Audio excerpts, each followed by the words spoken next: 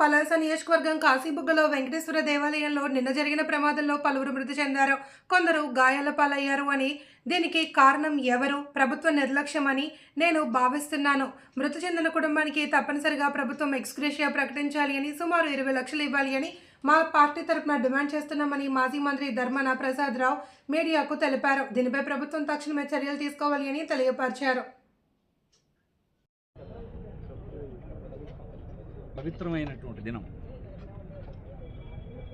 సహజంగానే దేవాలయాల్లో ఒక భగవంతుడిని కలుసుకునేటువంటి కార్యక్రమం కోసం తండోపతండాలుగా దేవాలయాలకు వస్తూ ఉంటారు. కొన్ని ముఖ్యమైన దేవాలయాల్లో భారీ ఎత్తున భక్తులు వచ్చేటువంటి సాంప్రదాయం ఉంది. రాష్ట్ర ప్రభుత్వం ఇట్లాంటి దేవాలయాల్ని వస్తున్నటువంటి రద్దీని దృష్టిలో పెట్టుకొని తగిన ఏర్పాట్లు చేయాల్సినటువంటి అవసరం ఉంది. దేవాలయం ప్రైవేటుదా ప్రభుత్వానిదా అన్నది ప్రశ్న కాదు.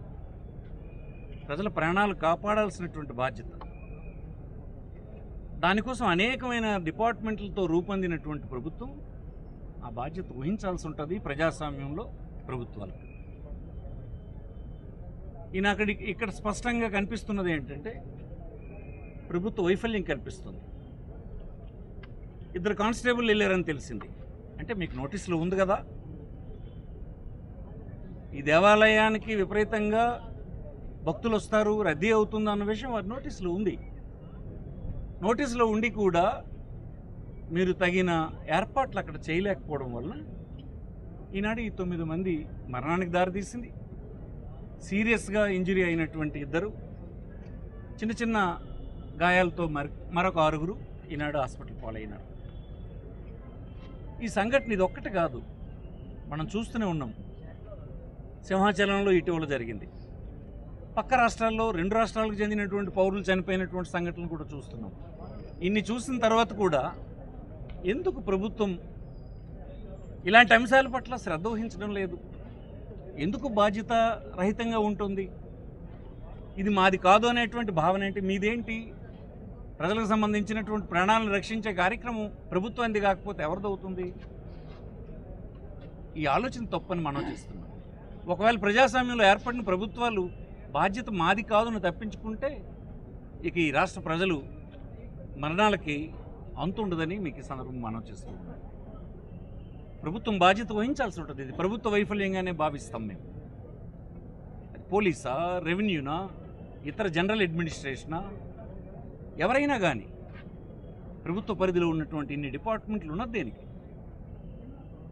ఖచ్చితంగా ఇది ప్రభుత్వం బాధ్యత వహించాలి.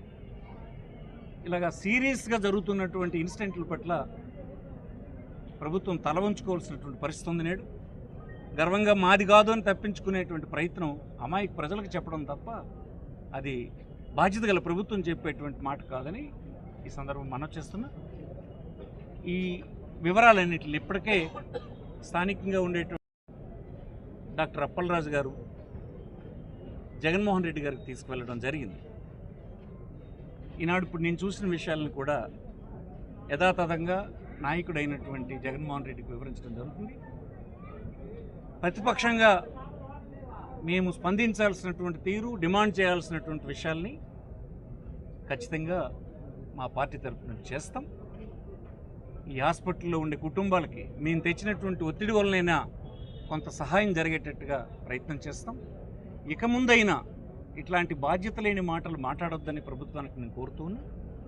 కనీసం ఇప్పటికైనా బుద్ధి తెచ్చుకొని జరగబోతున్నటువంటి ఇలాంటి సందర్భాల్ని జాగ్రత్త వహించి రాష్ట్ర ప్రజల ప్రాణాలని కాపాడాలని ప్రభుత్వానికి నేను కోరుతూ, ఈ వెంటనే ఇస్తున్నటువంటి ఎక్స్‌గ్రేషియా కనీసం ఒక 25 లక్షలైనా మరణించిన కుటుంబాలకు అందజేయడం ఒక వ్యక్తికి, అలాగే క్షతగాత్రులకు కూడా తగినంత ఎక్స్‌గ్రేషియాని ఇచ్చి ఆదుకోవడం, ఈ బాధ్యతైనా మీరు నెరవేర్చండి అని మా తరఫు నుంచి గట్టిగా డిమాండ్ చేస్తున్నాం.